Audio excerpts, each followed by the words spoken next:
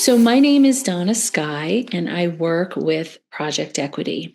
The presentation that we're going to review today is called Succession Planning Through Employee Ownership. I work on our business engagement and partnership team here at Project Equity. So, a typical day for me includes having lots of calls with business owners and some of our partners who work with business owners all over the country. We also do virtual and in-person events on our team and have an opportunity to really help owners assess early viability and explore fit for this type of business, for their business. For their future. um, Project Equity is a national nonprofit. We have our headquarters in Oakland, and we have staff all over the country, and we've worked with businesses all over the country. We help business advisors as well as economic development professionals spread the word about employee ownership to really use it as a powerful tool to help owners reach their goal and keep their businesses rooted in their local communities. So, for the agenda today, we're going to dig into what is employee ownership. We're going to talk about the benefits and why employee ownership matters now. We'll talk about the types of employee ownership, and in particular, the 3 types of broad-based employee ownership that are most common in this country today. We'll talk about a few case studies and also how it works and some of the readiness factors.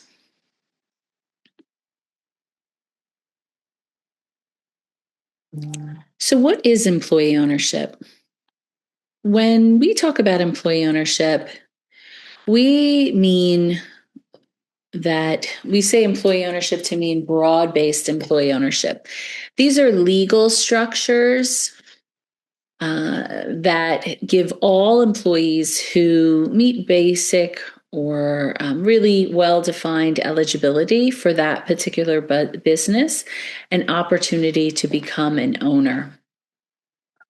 Broad-based means ownership is not only limited to just a few senior leaders. So it's not the type of ownership where just a few managers get to partake. It's something where a clear path is outlined that if any of the current workers meet that criteria, they can become an employee owner down the road.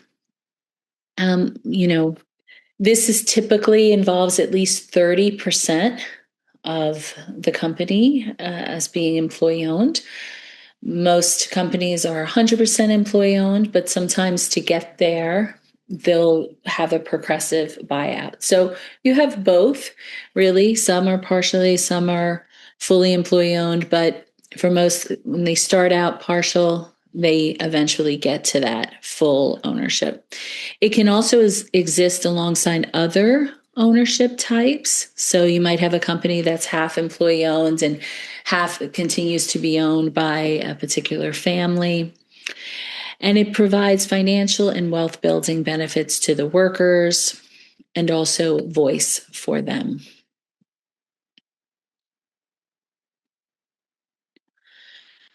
So why employee ownership now?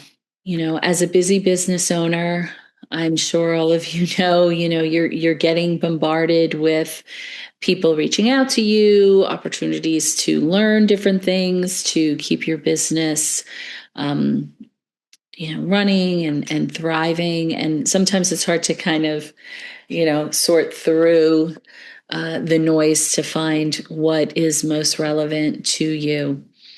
And in short, for us, right now, there are over half of all privately owned businesses are owned by people who are 55 or older. The phenomenon is called the silver tsunami. So, all of us have a finite time here on earth. So regardless of, how much we love our business, considering what the future is for that company and what the next chapter can be for the company, is part of what a business owner's job is, right? So, knowing what all those options are is more important than ever. And for right now, most owners don't really know about employee ownership as a succession planning option. As well, with just coming out of a global pandemic and just the challenges in general of running and owning and operating a business, having a model that can really help to strengthen the business and build upon its resilience is more important than ever as well. So, because so many of the business owners are of retirement age, it is possible that there will be more businesses for sale than there are buyers. But in addition to that, even before the silver tsunami came into effect, the reality is that selling a business isn't as easy as we might think. I owned and operated a business in San Francisco for about a decade. And during that time, I would read about these stories online or in the news that, where companies would sell for hundreds of millions and billions, even $1 billion or more. And those were the ones that we heard about in the news. But the reality is that most businesses that are put on the market actually don't sell. Only about 20% of those businesses will sell to an outside buyer. As well, historically, many businesses in the past would transfer to family members. And that is happening less and less. Right now, about 30% of businesses will actually transfer to another person in the family. So, with that in mind, knowing what all your options are is more important than ever. So, when I talk to business owners, often the first place we start is, what's important to you? What are your goals? And what are the kind of paths that feel right to you as you consider the next chapter for your business? Most of the time, these are the kind of key points that come up. So I'd recommend to anyone who's, listening to this podcast, or if you're here because you have some clients that are thinking about the future of their business, I would recommend you sit down either on your own or with a loved one and a piece of paper and write down, these 6 areas and maybe a few more that come up for you, and sort of rate what is most important. Is it getting the highest possible price? Is it being in control or having control over the process as the business transitions to the next phase? Do you want to continue to own part of the business, but you'd like to have a liquidity event where you can access some of the wealth that you have or some of the value that you have in the business that you've built? Do you want to preserve your company's legacy? Is it important for you to continue to see, let's say you own a shop or you have a therapy practice, or you have a business that's part of the local community, and you want to continue to see that business either on Main Street in your local town, or the services available to your community, either locally or even more broadly, continue after you're no longer operating the business? Are tax benefits very important to you? And do you want to retain and preserve the jobs for the team that helped you build this company? So, we sort of have a saying here at Project Equity, employee ownership might not be the best fit for every business, but it can be something that can check a lot of boxes for many companies. So, if you start off thinking about what is most important for you, and then work backward from there, what are the different options that can check the boxes to meet your needs and your goals specific to your business? So, what are some of the benefits? First and foremost, employee owned companies are stronger businesses. They tend to have higher profits year over year than their peers in the same industries. Right now, statistically, employee owned companies have 8.5% higher profit margins than non employee owned companies in the same industry. They also have year over year higher sales and growth of their team than their peers. And that's not a one-time thing, that sales and employment growth. That's year over year. Also, employee-owned businesses mean quality jobs for the workers and economically secure jobs, because employee owners tend to stay in their jobs longer, so they have longer tenure. On average, it's about 53% higher than non-employee owners. So that also lends to strengthening the business, not having a lot of turnover in your business, not needing to spend a lot of time reaching out, finding the next team member, training that team member. All of those things are expensive and can be disruptive to a business. And the wages of the workers tend to be higher as well, because they become more seasoned and more mature within their businesses as they create more value for them. And overall, the employee owners have a higher household net worth and tend to have higher savings by being a part owner of the business. There are also unique benefits for the selling owner.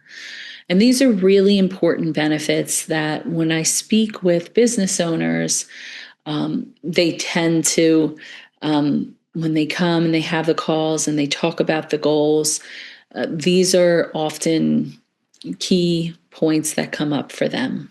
One, it's important for them to receive a fair sale price. So, one of the myths that sometimes owners will come in to calls with, they may have heard, oh, does this mean I need to gift the business to my employees? Will I get paid for the business? And the answer is, this is a sale. So as a selling owner, you would be selling your business to your employees. And that those employees would form a new employee-owned entity.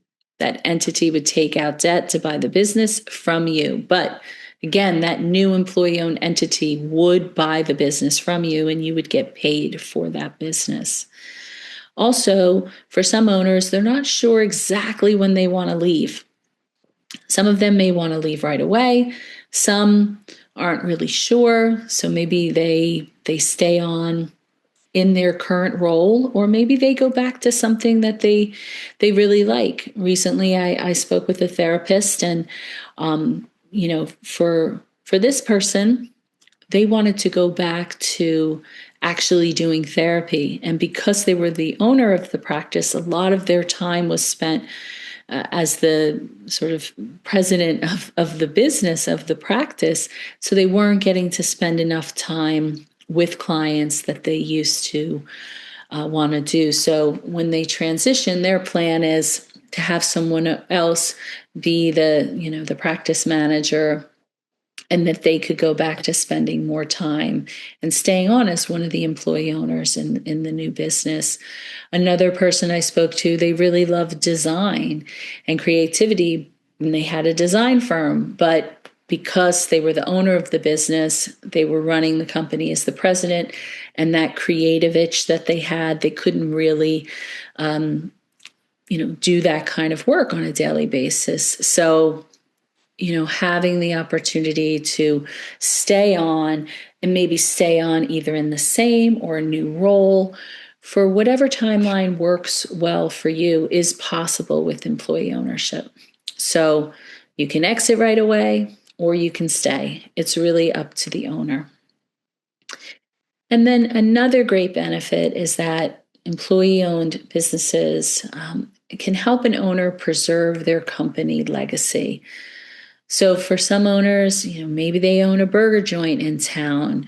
Maybe they have a gym or a local theater, and they really want to preserve. They want to continue to see the company's name on their main street, or maybe they have a service to the local school, and they want to continue to offer those services to their community.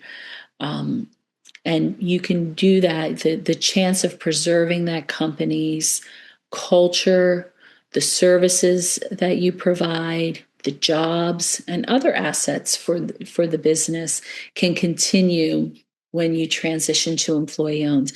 It might be possible for that to happen as well if you sell to an individual buyer. But choosing to sell to your employees, it's more likely that that would definitely be the case. With an outside buyer, it may or may not be. Again, it's possible. It's on a case-by-case basis, but it is definitely common with employee-owned companies. I'd like to talk a little bit now about the different types of employee ownership, different types of broad-based employee ownership. So let's dig into the most common types. First is an ESOP. So an ESOP, many of you may already be familiar with that. Right now in the US, there are about 6,500 to 7,000 ESOPs. The number kind of fluctuates a little bit there, but it's a qualified retirement plan that owns all or part of the company on behalf of its employees. So, at a very high level, again, it's a qualified retirement plan. So, what that means is that the benefit that the individual employees get go into their ESOP account, which is a retirement account, and that can build and grow over time, and it can be a really powerful way for the employees to build wealth. But it's a very specific way to do that. It's in a retirement account that does grow over time. And there's also tremendous tax benefits that this model can provide. But because of that, it's also can be quite expensive or more expensive than the other models to set up. When the company is big enough, the tax benefits can outweigh the costs of being an ESOP. So, in general, we recommend ESOPs for businesses that have 40 or more employees and at least 800,000 to a million or more in year-over-year profit. The next most common type of employee ownership is worker-owned cooperatives. So for a worker-owned cooperative, this model includes representative governance in the form of a board, and that's primarily composed of worker members. These worker members are elected by the team, and it provides wealth building through annual profit sharing. So again, this is a model where there can be wealth building for the team, but it can happen in that year or the year after, but it's happening more real time versus going into a qualified retirement account that grows year over year. The other piece when considering a worker-owned cooperative is that there's a buy-in amount. So that buy-in amount can really range. It could be, $100 or a couple $1,000s. It really varies by the business. But the thing to keep in mind is whatever that buy-in amount is, when the worker owner or the employee owner leaves, whether it's from their choosing to leave or they're let go from the cooperative, they would get that initial amount back. It's not oh, let's reevaluate the business and determine what the value of the company is at that time. And now this amount is different. It's what the initial amount is. The next most common type of employee ownership is an EOT. And this is a more customizable form of employee ownership that can be adapted to incorporate democratic principles and profit sharing as well. So, right now, as I mentioned, there are about 6,500 ESOPs. There's about 500 worker cooperatives, give or take. Again, that number kind of fluctuates. And less than 100 employee ownership trusts. But the interest in EOTs, or employee ownership trusts, is growing quite a bit. And we ourselves as an organization have also worked with quite a few of these transitions. So employee ownership models can work for a variety of businesses in a variety of different industries and different sizes. And one more thing, actually, I'll mention about the broad-based employee ownership models in review. Again, so for the employee stock ownership plans or the ESOPs, we recommend 40 or more employees and then 800,000 or more in year-over-year profit. But for worker-owned cooperatives and employee ownership trust, you don't need as many employees. In general, we recommend, that you still have a management team, and there are still, at least 10 or more employees for either worker-owned cooperative or employee ownership trust. But it can be accessible to more employees. So there are very large worker-owned cooperatives and employee ownership trust, and then there are also some smaller ones. So Proof Bakery is an example of a business that we've worked with that transitioned to an employee-owned co-op. This was an is an artisanal bakery in Los Angeles. They transitioned in 2021, and they have about 25 employees. So for the owner, it was important for her. She wanted to preserve the legacy. She wanted to see the business to continue to grow and thrive. And she saw that, in this industry, transitioning to employee ownership would help to continue to strengthen the business. It would help with retention and also reward and retain her team. And Jen Salgado is one of the current employee owners and also a front of the house manager at Proof Bakery.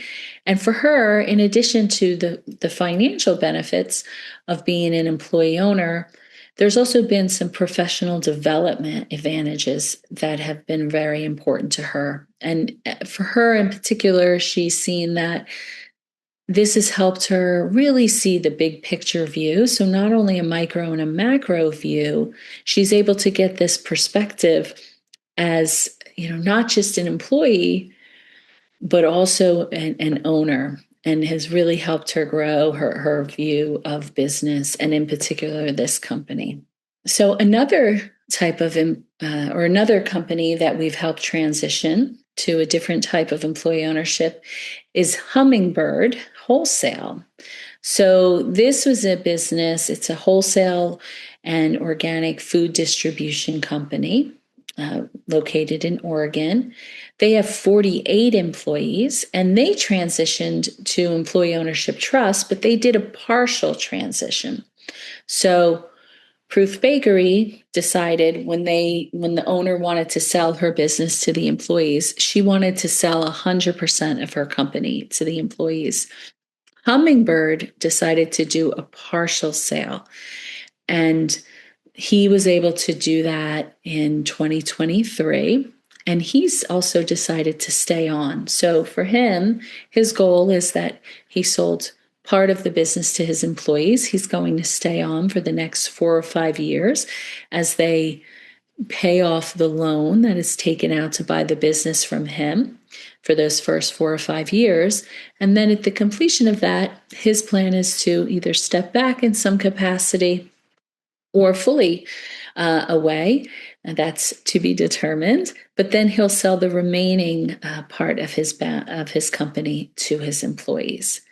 And for him, this has helped him to reach his exit planning goals in a way, and also develop his team, and reward his workers as well. So, how do these transitions work? So, in general, and this is at a very high level, an existing company would sell to a newly formed employee owned entity. And that new entity would take out debt to buy the business from the selling owner.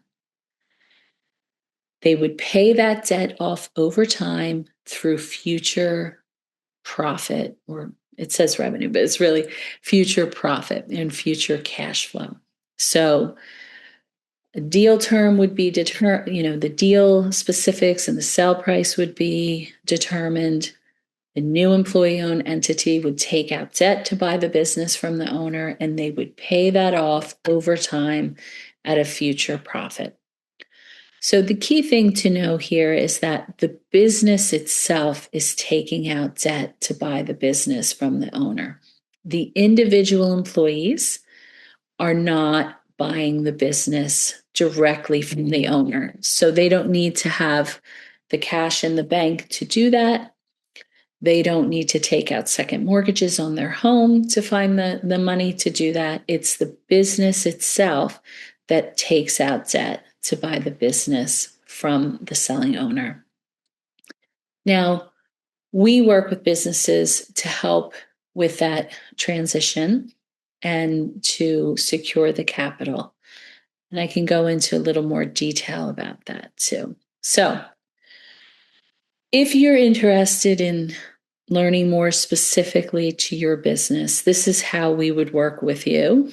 And just in general, if you're early in your phase of exploring whether this could be right or not, please feel free, sign up for a consultation call either with me or one of my coworkers, and we can walk you through this one-on-one and provide a complimentary consultation call to assess that sort of early viability.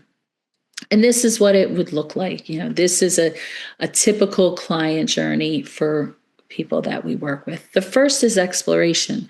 So you're doing that right now by attending this webinar. You're learning about employee ownership. You're curious to see, can this fit my goals? What are my goals? How can I get more clear around that? You're educating yourself about the different models.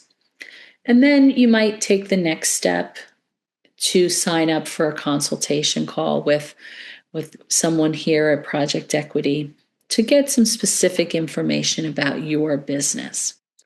So on that call, we would talk about what your goals are. We would talk about, what does your company's financial health look like? What does the company's current structure look like? Who are the managers? How is the company run?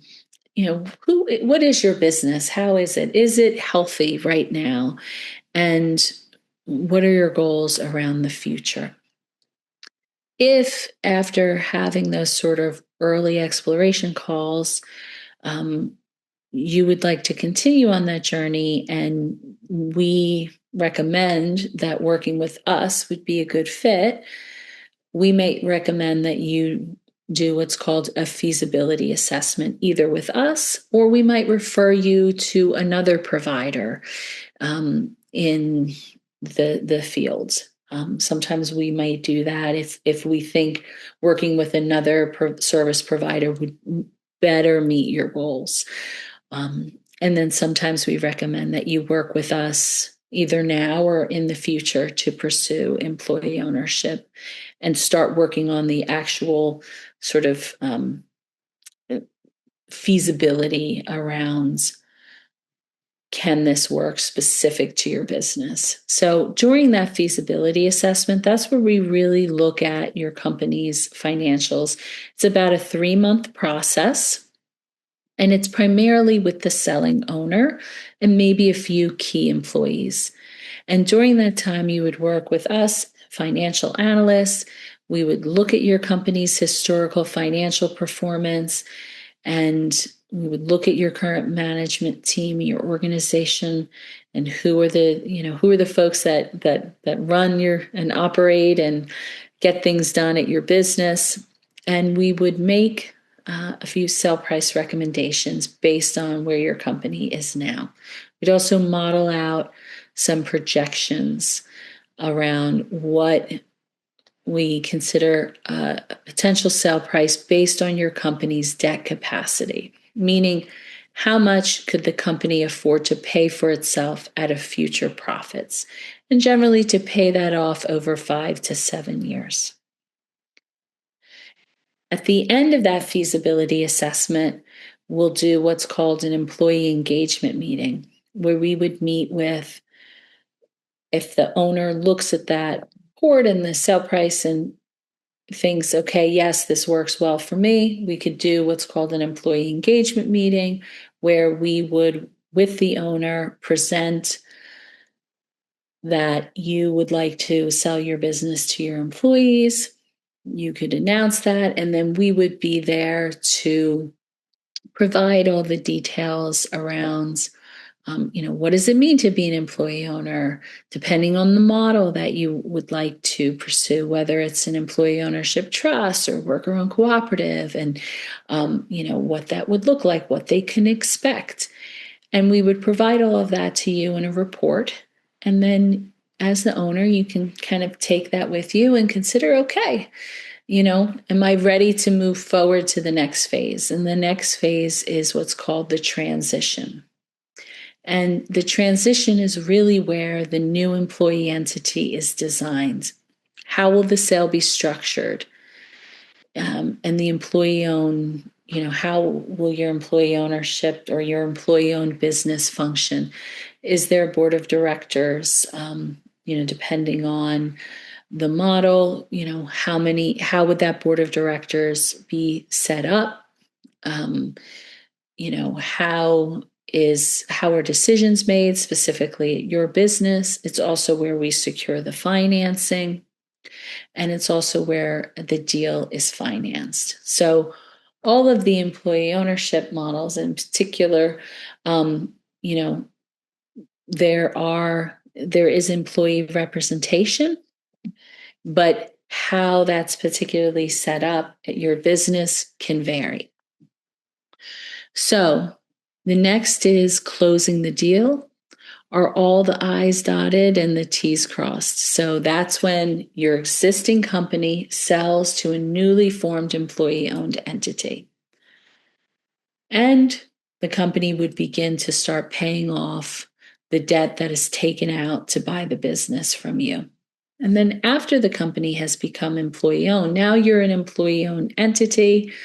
The legal structure is in place, but now the work begins around building a culture of ownership. So you have the DNA set up to be employee owned, but really want to optimize the fact that you're employee owned and start to cultivate and build that culture of ownership at your business. So as I mentioned, employee ownership can be a great fit for a lot of businesses, but not necessarily for every company. So that said, what we found over the years, there are a few sort of readiness factors that we talk about. And it's something for you to kind of think about when you reflect on your own business. We're still happy to have those calls with you, but when we recommend whether employee ownership would be a great next step for you now, these are some of the key things that we'll look at first. One is your team. How many employees do you have? Do you have 10 or more full-time employees? If you're interested in any of, whether it's a worker-owned cooperative or employee ownership trust, If you're interested in an ESOP, do you have 40 or more employees? Next is your company profitable? In general, we recommend that a company has been revenue producing and has profit at least 3 or more of the last 5 years. And this is important because these are sales they're leveraged buyouts. So they're paid out at a future profit and they pay that out over time. So how much debt can your company afford to take out and pay off over the next 5 to 7 years? Does your company have a proven track record? Is it an established business with years of experience? And are you in a position where it will likely continue to grow and excel and do well? What is your industry outlook looking like? As well, what is your management team? Do you have managers or are you an owner who has a very oversized role? And that's not uncommon. I do talk to business owners every day, and a lot of times, you'll have an owner operator who they started that business and they work really long hours and put a lot of their blood, sweat, and tears into the business every day. But they may wear, 3 hats. Maybe they're the CFO, the president, and they're the, human resources, and maybe they also do the marketing. If that's you, I would recommend starting to really look at what your role is and are there other people who could start to take on some of those responsibilities, because once the company becomes employee owned, the more you have a strong management team, the better poised your company will be for this kind of a transition. And then lastly, because these are leveraged buyouts and sell prices are based on debt capacity, we recommend having minimal debt as another readiness factor indicator to support being able to have this kind of a transaction. So that said, we are at the Q&A phase. We have some questions. Excellent. I love when I see that. So will you be covering the differences between cooperatives and ESOPs? An ESOP is a qualified retirement plan, a type of employee ownership that's a qualified retirement plan. So the financial benefit that workers get from that go into their ESOP accounts and they can grow over time. When the employee owner leaves, again, whether they retire or they are let go from the business, they would either cash out that retirement account if they're of retirement age, or if they're not. Similar to if you have a 401k and you cash it out early, there can be tax implications for that if you're not of retirement age, or you can roll that over into another qualified retirement account. For a worker-owned cooperative, the financial benefits for that those can be captured more real time. They're not qualified retirement account.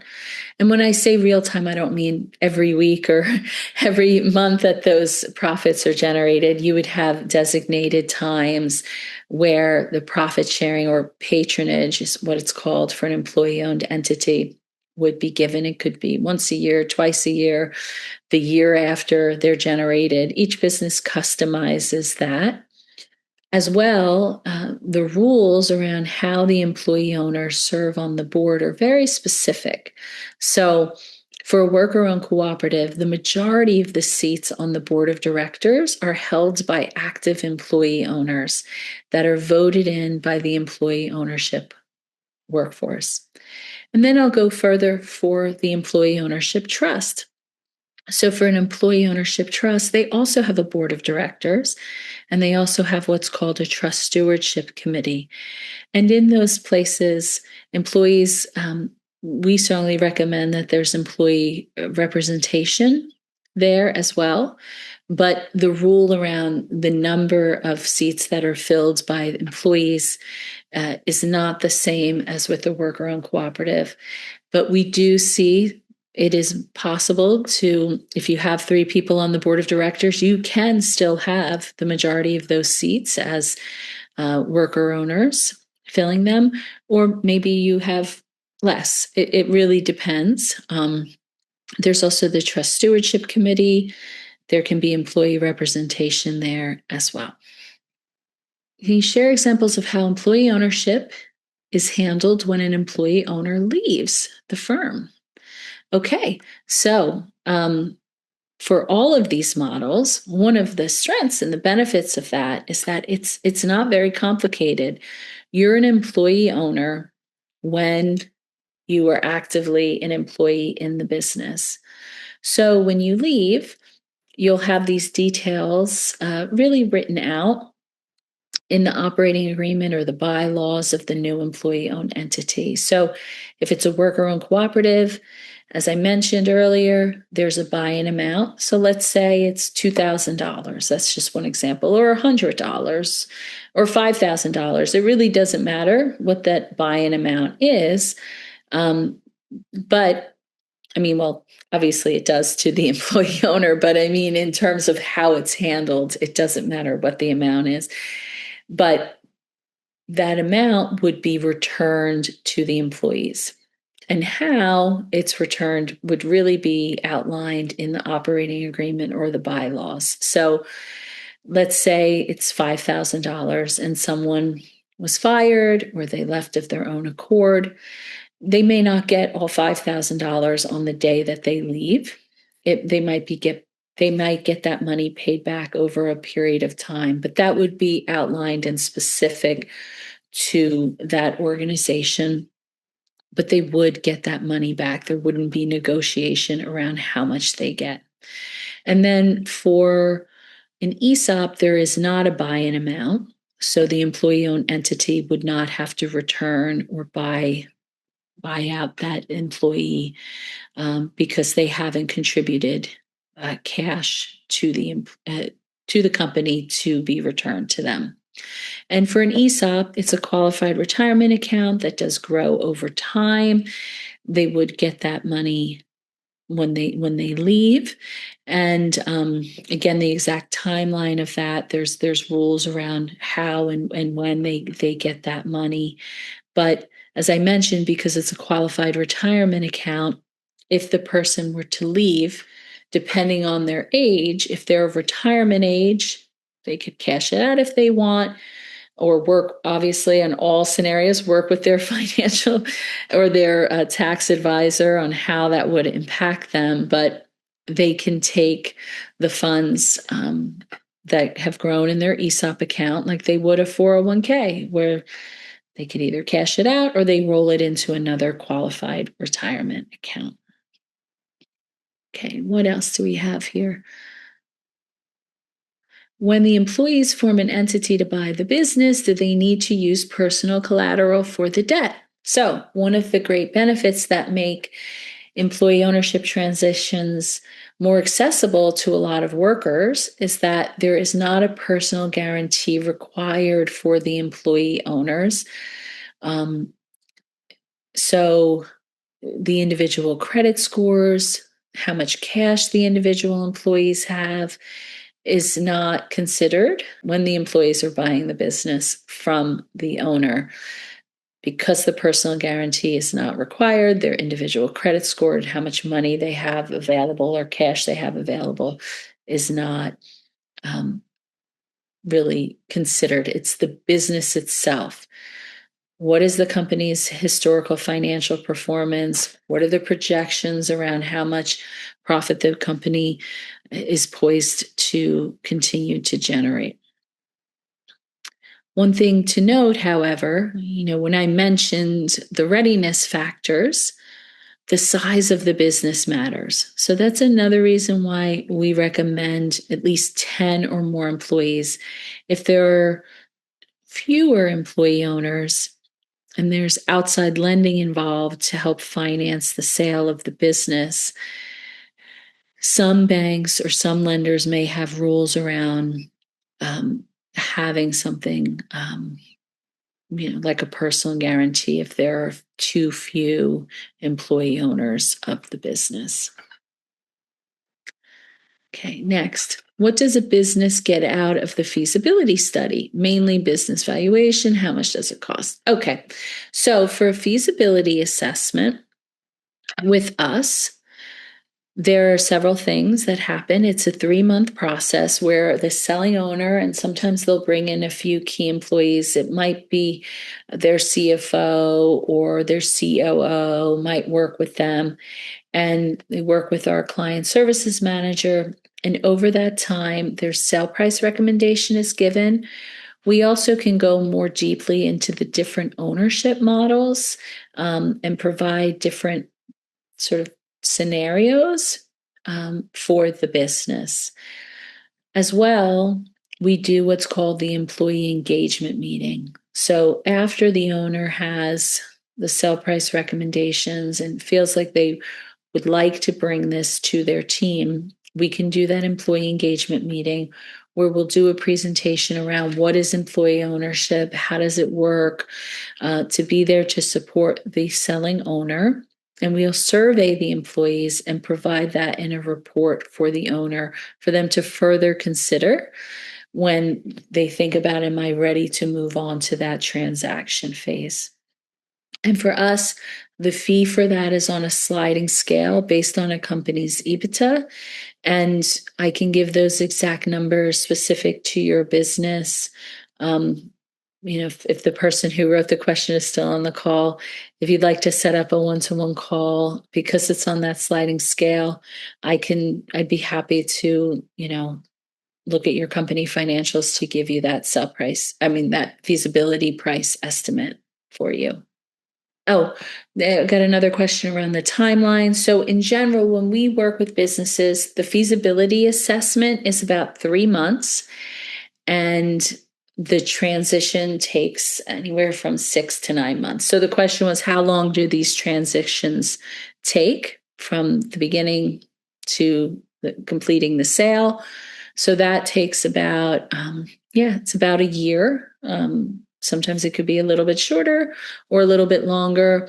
There are, throughout this process, there's engagement with the selling owner, and there's questions that need to be answered, and feedback from you, as well as through the transition process. We work with you to get you through that process, but it does, in general, from the beginning, feasibility 3 months, and then 6 to 9 months for the transition. Next. Oh, someone's asking, well, what's the financial benefit to the employee owners?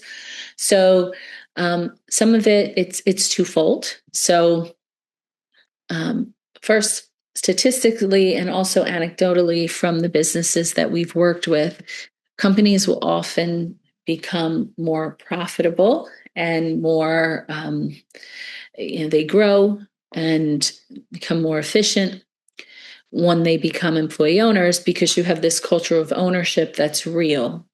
People aren't acting like the owners, they are owners. So the financial performance of the company really directly benefits them. So we hear and we see time after time that the company really can and does feel that. As well, the employees, when they become employee owners, they get to share in the profit that the company generates. So when the company is being paid off from the sale, there is less profit initially to share in because that money is being used to buy the business from the selling owner. But in general, there's usually still some left that the individual employee owners get to share in. And then once the sale is complete, that money that was being used to buy the business from the selling owner, all of that then, or more of that then actually becomes available. Of course, some of it is kept in reserve to continue to maintain and have a cash reserve for the healthy business, but they get to actually share in that profit instead of all of that going to one or just a few owners. Someone asked about, are there case studies? Yes, Absolutely. We have lots of case studies. So we have an amazing marketing team. We have writers on our team that do case study interviews. Some of them are in written form, some of them are on video that you can watch video interviews with people who have transferred to employee ownership. There's interviews with people for the different ownership types, different industries. They all have different reasons. When you've seen one small business, you've seen one small business. So there's a whole library and resources available for you. As well, on our website, we have a newsletter that we put out with, current updates. You can also sign up for that. And actually, I would highly recommend that because sometimes as owners, I know myself from running my business, I go to these webinars, I think, oh my God, these are great, and then I kind of, I go on to the next fire that I have to put out for the business. So if you sign up for the newsletter, you'll get that important information. I think we do it quarterly, so it's not going to flood your inbox. But not only will there be links to interviews and important news and updates in the field, we'll also have events. So, like this webinar, there'll be links available for you to attend future virtual information sessions, or webinars. We also do in-person events, so you'll be able to get all of that information on an ongoing basis. Oh, is our partial sales possible? So is there a scenario where, there's a partial sale, and another portion is either owned by family or another type of entity? That definitely is possible. Yes, this is a great question. It says when owners exit to an employee-owned entity, say at 100%, but don't leave the business, do they then also participate as an employee owner until they retire? Absolutely. That is one of the other great benefits, because as a selling owner, you can sell the business to your employees and then continue to work, continue to get a salary, and continue to be one of those employee owners. And when there's profit sharing or patronage, you can partake in that as well. So you get to be an employee owner. And the business gets the benefit of your continued expertise in the company. Oh, they said, are there other service providers in the field? Absolutely. We're part of a bigger field, and sometimes we do and have referred clients to many different service providers, some of which have been mentioned here. So, happy to have a call with you and, speak with you about, what might be the right fit, something specific for us to consider. We really have a comprehensive sort of full service way that we work with business owners. We have a fund that can help finance those sales. We can help through the transition. We also make referrals out because we're so connected in the field. And then we also have a service which is called Thrive, where we help to build a culture of ownership after that transition. So it really can be a full service technical assistance provider there. Okay. So I hope this was helpful for all of you. And if you have any other questions, you have my email. It's been my pleasure speaking with all of you today. I'm excited to see all this engagement, and I hope I get to meet you all virtually. Okay. With that, if there aren't any more questions, I am going to end the webinar. So thank you and enjoy the rest of your day.